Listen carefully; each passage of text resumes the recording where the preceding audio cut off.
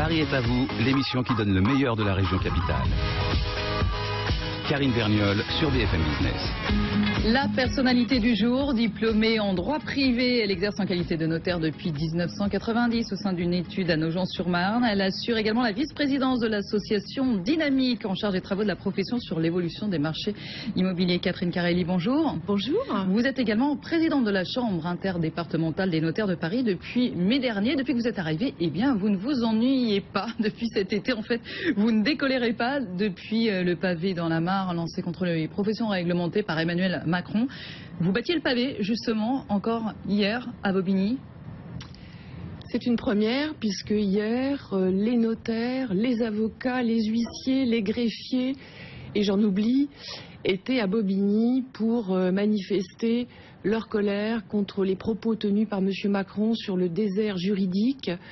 Il faut savoir qu'aujourd'hui, en Seine-Saint-Denis, on ne trouve plus de médecins, il n'y a plus de professeurs pour assurer l'enseignement, et demain, il n'y aura plus de notaires, il n'y aura plus d'avocats. Dans quel système veut-on entraîner la société française? On peut se poser la question. Alors, deux choses. Pourquoi vous dites qu'il n'y aura plus de notaires? Alors, il peut y n'y avoir plus de notaires dans la mesure où dans le projet Macron, il est question de liberté d'installation. Et si demain, moi, je peux m'installer ailleurs qu'en Seine-Saint-Denis dans des régions plus riches, je vais venir m'installer dans des régions plus riches. Donc il faut comprendre que dans toutes ces professions, c'est un véritable sacerdoce.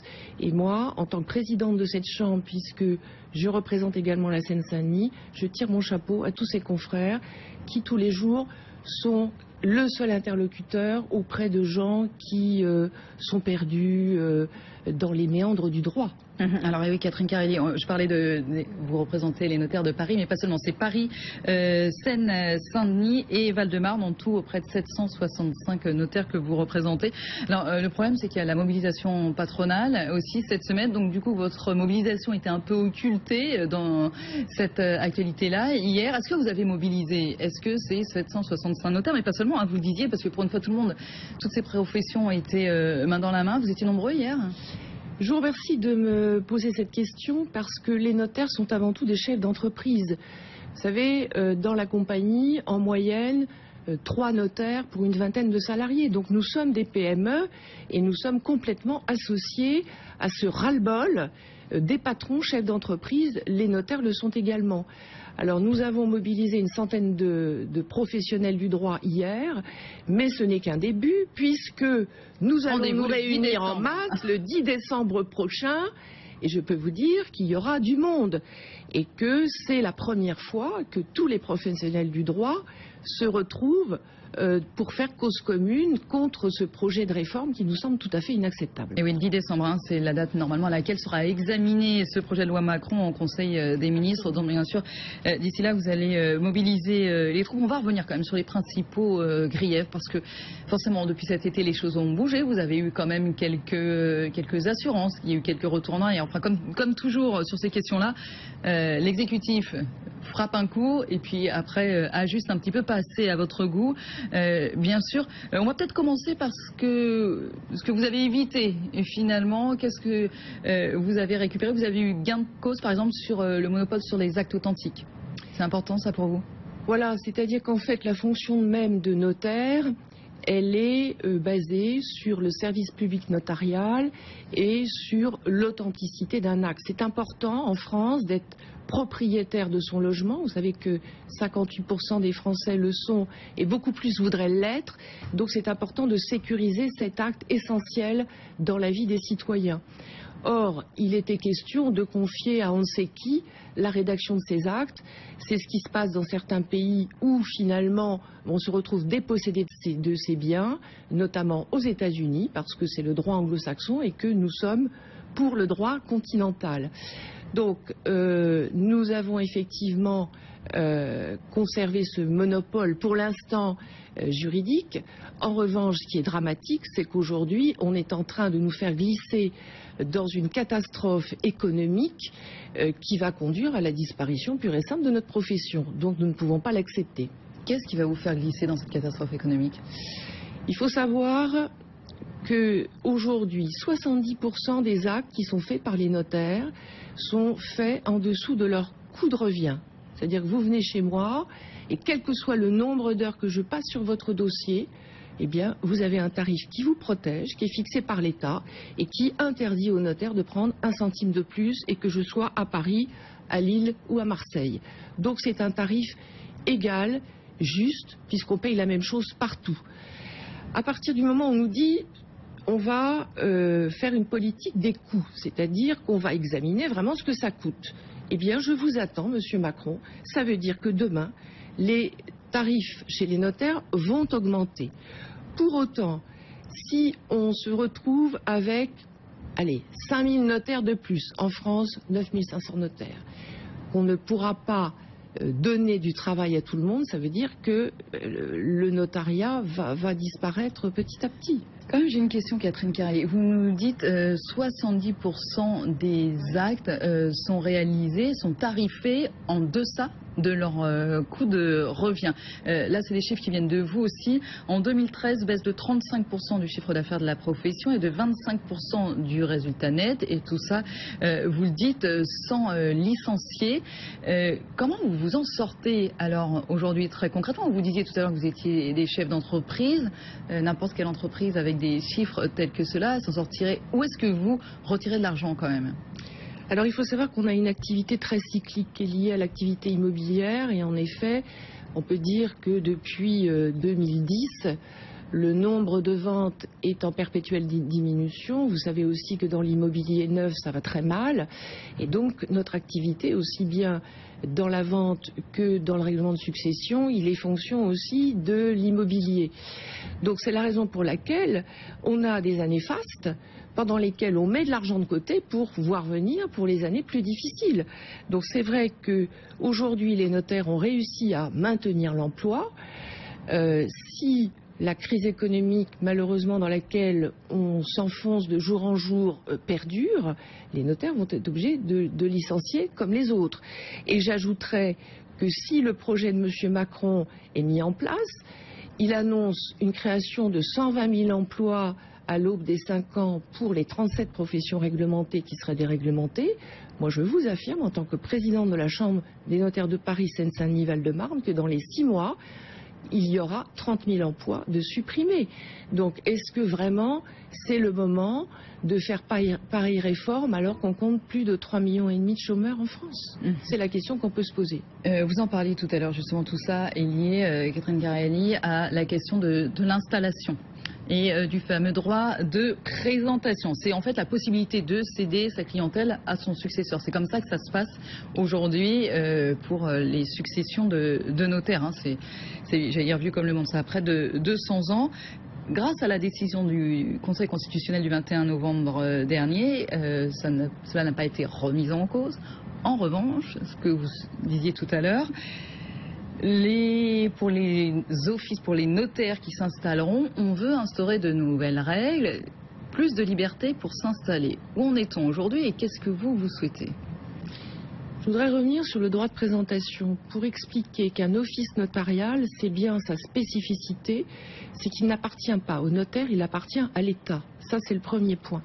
Et que le notaire n'a juste que le droit de présenter son successeur et de vendre sa clientèle, mais comme dans n'importe quelle profession.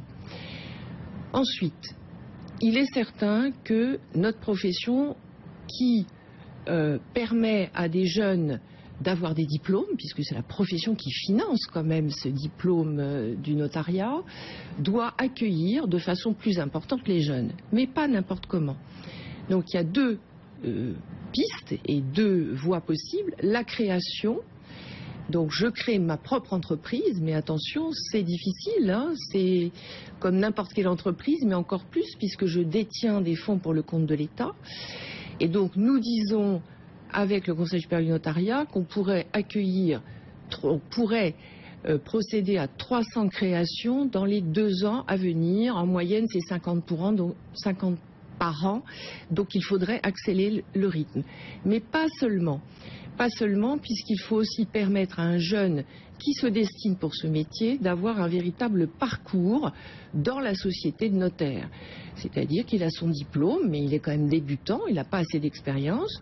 Donc, au bout de 2 ans, il pourrait devenir notaire salarié, donc il est nommé par le garde des Sceaux, il est notaire à part entière, mais il ne gère pas encore l'étude, parce que c'est compliqué, et puis, s'il est bon, puisqu'il faudra quand même être parmi les meilleurs, eh bien, 2 ou 3 ans après, il pourra être associé à la structure. Mais il faudra le faire dès l'entrée du jeune dans cette profession. Effectivement, il n'est pas normal que 10 ans, 15 ans après, on ne puisse pas trouver d'études où l'on s'associe. Donc, Catherine Carrelli, vous êtes assez ouverte à cette idée de liberté d'installation, mais tout ça dans un parcours professionnel, en fait. C'est ce que vous dites, on ne peut pas s'improviser. Voilà, il faut que ce soit régulé, c'est-à-dire qu'on ne peut pas imaginer, comme le prévoit le dispositif Macron, on ne peut pas imaginer que tout à coup, on ait, moi je prends Nogent-sur-Marne, 5 études de notaires qui soient créées en face de chez moi, avec des jeunes qui ne vont pas pouvoir vivre de leur métier, puisque le marché immobilier n'est pas extensible, et donc qui seraient amenés peut-être à faire des actes qui ne seraient pas réguliers, qui ne permettraient pas d'avoir la même qualité, le même sérieux que ce qu'il y a aujourd'hui. Donc il faut que ce soit contrôlé. D'abord, nous sommes contrôlés par, évidemment, nos autorités de tutelle, et il faut faire attention de ne pas avoir un trop grand nombre de notaires. Ceci dit, si on prend l'inverse, si on regarde aujourd'hui Catherine Carrelli, il faut prendre rendez-vous très à l'avance. On sent que parfois les offices notariaux, en tout cas sur Paris, pour ce que je connais, sont parfois un petit peu engorgés. Donc on se dit, est-ce que ça ne ferait pas de mal d'en avoir un petit peu plus quand même? On a l'impression quand même que vous préservez votre précaré en nous disant ça. J'entends bien ce que vous me dites. Je vous précise qu'il y a un notaire à Paris pour 3800 habitants, donc c'est loin d'être le désert juridique par rapport à ce qu'on connaît par exemple dans d'autres pays. En Allemagne, il y a moins de notaires qu'en France. Vous voyez, c'est quand même une indication. Il faut savoir que c'est pas tant aujourd'hui le nombre de notaires que la réglementation qui nous assomme de jour en jour. Prenons un cas concret que tout le monde connaît, que tous les Français connaissent, c'est la fameuse loi Allure, la réforme en matière de vente de logements en copropriété. Avec des kilos de paperasserie, effectivement. Parce que finalement, le législateur, pour protéger l'acquéreur, finalement, conduit à le surprotéger et à exiger une quantité... Mais par rapport à ce que vous nous dites, Catherine Carrelli, on pourrait en avoir un petit peu plus, quand même, des notaires. Je n'ai pas dit qu'on ne pourrait pas en avoir plus. Est-ce qu'il y a du chômage chez les jeunes diplômés, chez les notaires? Alors, pour l'instant, il n'y a pas de chômage. Les jeunes, puisqu'on a un parcours diplômant qui oblige d'avoir un stage chez un notaire, on allie la formation juridique et la formation pratique, et on va dire que jusqu'à mois de septembre, les jeunes trouvaient un stage. Après, je ne peux pas préjuger de l'avenir, et c'est vrai que ce projet de réforme bloque beaucoup de choses. Rendez-vous le 10 décembre. Avec plaisir. Rendez-vous le 10 décembre, vous serez dans la rue et à signaler, comme vous disiez tout à l'heure, avec toutes les autres professions de droit, ça c'est important, vous insistez bien tous là-dessus et on verra ce qui ressort effectivement de ce projet de loi Macron. Allez, notre petit questionnaire sur Paris. BFM Business, Paris en question. Catherine Carrelli, vous êtes plutôt rive droite ou rive gauche ? Alors écoutez, il y a un quartier que j'affectionne particulièrement parce que je le trouve vivant, c'est le quartier Châtelet-Les Halles. Ah oui, c'est original, le cœur, même le ventre de Paris, comme Exactement. On disait. En termes de restaurant, vous êtes plutôt gastro ou bistrot? Est-ce que vous avez une adresse préférée? Oui, j'aime bien les choses plutôt légères, mais quand je veux aller dans un beau restaurant, eh bien, il y a celui qui se trouve à Beaubourg, c'est chez Georges, j'aime bien. Chez Georges, sur les toits, vous dominez Paris. Voilà. Vous aimez bien dominer Paris. Superbe. Quel est votre musée préféré? Si je vous laisse le choix entre le musée d'Orsay et le centre Pompidou, justement.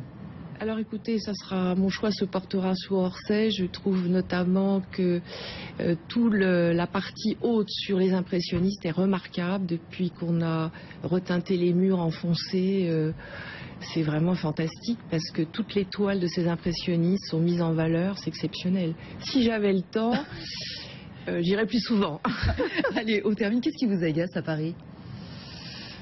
Oh, comme tout le monde, peut-être les embouteillages, le non-respect des piétons. Voilà, c'est peut-être ça qui me déprime le plus. Catherine Carelli, merci beaucoup à vous, présidente de la Chambre interdépartementale des notaires de Paris. Merci beaucoup. Merci à vous.